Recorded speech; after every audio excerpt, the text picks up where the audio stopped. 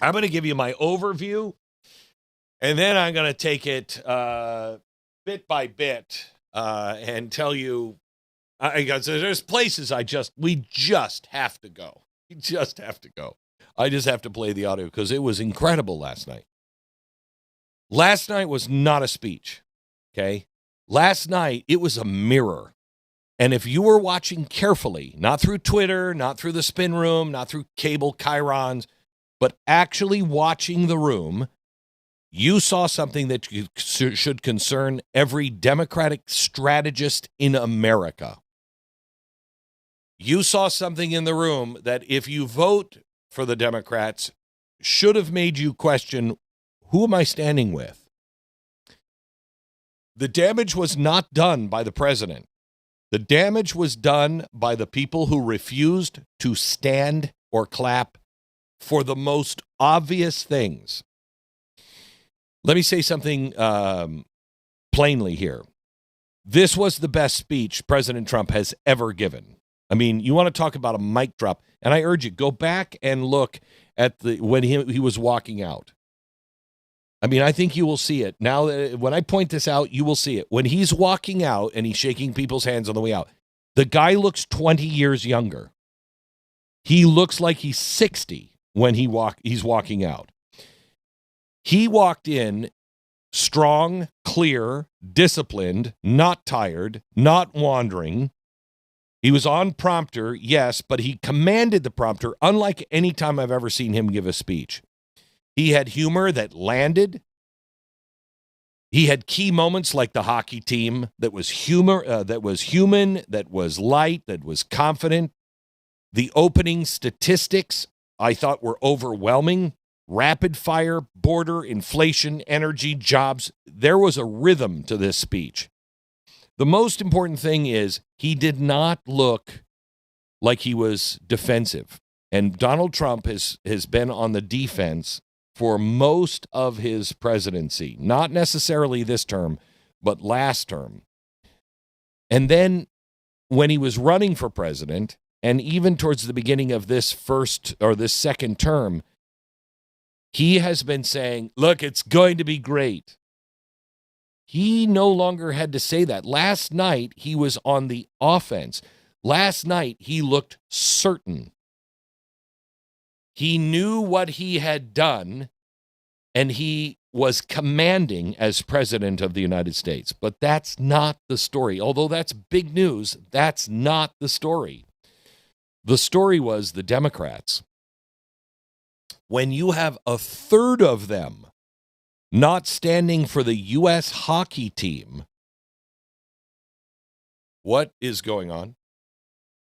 No real applause for the Olympics or the World Cup coming to America.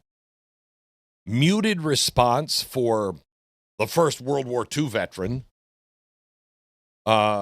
Polite, restrained clapping for the Coast Guard rescue mission. What? The moment that was the most powerful moment I have ever seen any president give, other than Mr. Gorbachev tear down this wall. There was no moment in presidential history in my lifetime that was as strong as that until last night. Stand if you agree the first job of government is to protect the American citizen and not foreign citizens. That's the easiest applause line ever presented in American politics. That is, you shouldn't even think. You just stand up. That's not even partisan. Is the job of the American government, Congress, to protect the American citizen or illegals or foreign citizens? What happened? Hesitation, folding of arms, looking down, no one clapping, no one standing up on that side of the aisle. Just play this out with me. That's something that even if you don't believe in, you stand up for. It's something that you go, like, I don't believe in this, but this is going to look really, really bad. We all got to stand up. You don't damage your opponent when you do that. You damage your brand.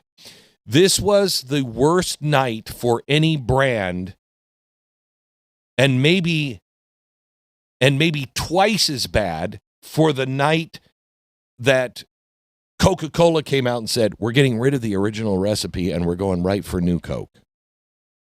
I mean, that did brand damage like I've never seen before. I'm not sure the Democrats survived the brand damage that they're doing right now. You know what I mean? When you can't stand for that.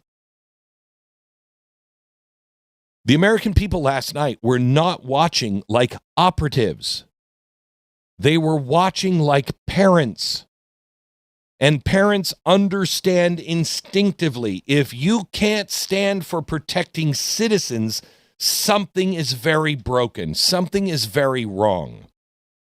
The border section was devastating to the Democrats. Angel moms. Elizabeth stabbed 24 times. Delilah crushed by an 18-wheeler. Now a little girl in first grade kissing her father. You don't stand for that? Calling for a commercial license to be denied to illegal immigrants because of her and calling it Delilah's Law. And you can't stand for that? You can't clap for removing dangerous rapists and criminals from the country? Think about this. We can disagree on immigration policy all you want. We can debate visa quotas. You can argue about asylum reform. But when you can't stand for deporting violent criminals, that's not a strategy. That's the end of your brand. That's moral confusion. I was stunned by that. Because America looked at that and went, do these people hate our country? Do they hate America? The average person, you had to walk away with that. The contrast on all of it, I mean, the economic contrast, very sharp. He talked about, inflation and how they drove up inflation by spending too much energy. They drove up inflation because they stopped drilling, And he said, you caused this. Your policies caused this. I'm fixing it. Crushing healthcare costs. Everybody in the country knows healthcare is being crushed. It's crushing people. You promised Obamacare. You said it would fix it, and it hasn't. It's made it worse. And I'm going in and fixing it. When he comes out and he says, look, you're going to pay, what was it? The IVF thing. I got to get into that. When he talks about any of the drug costs going from $4,000 to $500, you can't stand and applause for that? You can't? What? Then taxes.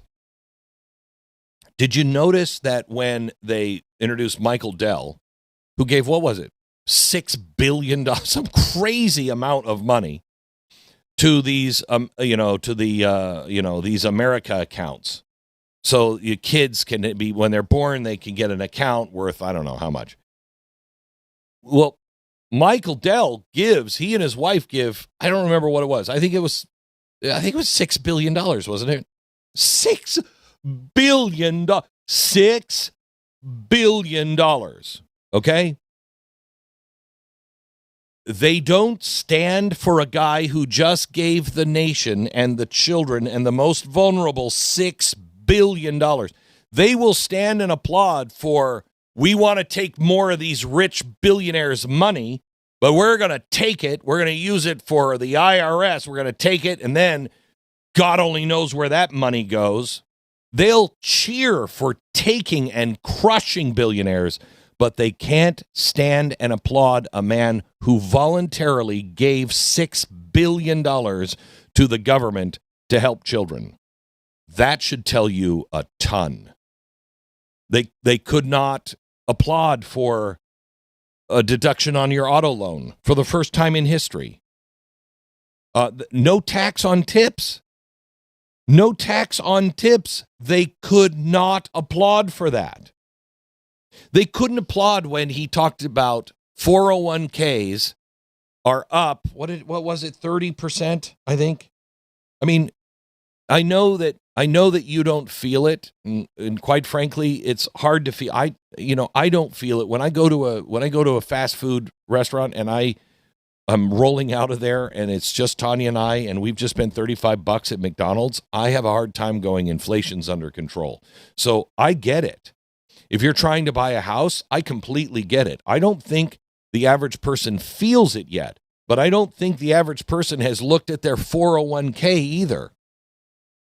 How much is the average 401k up? He said, since I took office, the typical 401k balance is up by at least $30,000. 30,000. Okay? You can't applaud for that? You can't applaud. Actually, I think Elizabeth Warren did. Applauded for the Wall Street being banned from buying up single-family homes. She also stood for insider trading. They didn't stand for paying the lowest prescription drug price paid anywhere in the world. I have always said, Democrats, why do you have a problem with us overpaying here in America, that we're paying the highest drug price in the world? Aren't we the wealthiest 1% in the entire world? Of course we are. America is, when you look at it globally, we are the wealthiest 1% in the world. You always say the wealthiest 1% should pay more. Well, your drug policy for prescription drugs, the way you allow America to have her eyes pushed in with the thumbs of the insurance and the drug companies, it at least fits your view that the wealthiest 1% should pay the highest, because as a collective, looking at America, even the poorest are among the wealthiest 1% in the world. But he comes in and he says, that's not fair. That's not right. We should not be. We're now paying the lowest. And you can't recognize that accomplishment? I mean, you can argue policies. You can argue whether any of these mechanisms will work long term. That's fair. But he was offering mechanisms. The Democrats last night offered facial expressions, pins that use the full word F-ICE. You see Rashida Tlaib wearing a pin that said F-ICE. That's appropriate? They offered angry insults, screaming on the floor. I mean, do I need to go into Joe Wilson? Do you remember what that was all about? Under Obama, during the debate on Obamacare, he said, look, you got to pass Obamacare. It's got to be done because it doesn't have anything that these people say it will. It will never be used to support health care for illegal aliens. That's an absolute blatant lie. It was a blatant lie then. It's a blatant lie now. Look at it. But he said that. And Joe Wilson could not take it. And so he said, you lie. What happened? What happened? It was like the whole world caved in. Okay, you can't do that. How dare you say that? He had to apologize the next day. The president then accepted his apology. But that wasn't good enough for the Democrats. They didn't accept it. You know, John McCain, everybody was on fire because he said two words, you lie. Last night, they were screaming, you kill Americans from the floor. Representatives were screaming, you kill Americans, and nobody says anything. It was incredible. When he said Republicans voted for tax cuts and every Democrat voted against them, they sat. When he said stop insider trading in Congress, Elizabeth Warren stood. Democrats did not. When he said we're putting the American worker first, arms folded. Do you know what the American voter saw last night? Resentment. resentment, hatred for America. It was the most patriotic speech I have seen given by a president in a very long time. And they looked like they hated America. I got to tell you, the energy section last night, tech companies building their own power plants because the grid can't handle AI demand. And so he is saying to these tech companies, you cannot raise the prices on other people because of your demand. You want the power, you build the power plant. I mean, that is a pledge to protect your electricity costs for you and your children. That's future framing. That's long-term positioning. And the Democrats were annoyed by it. And they showed. I mean, it was amazing. Even the smaller moments mattered. Chuck Schumer looked diminished and tired and old. Al Green being kicked out. His outburst holding blacks are not apes. I mean, two congressmen visibly sleeping. Guys, optics matter. Optics matter. And boy, did they matter last night.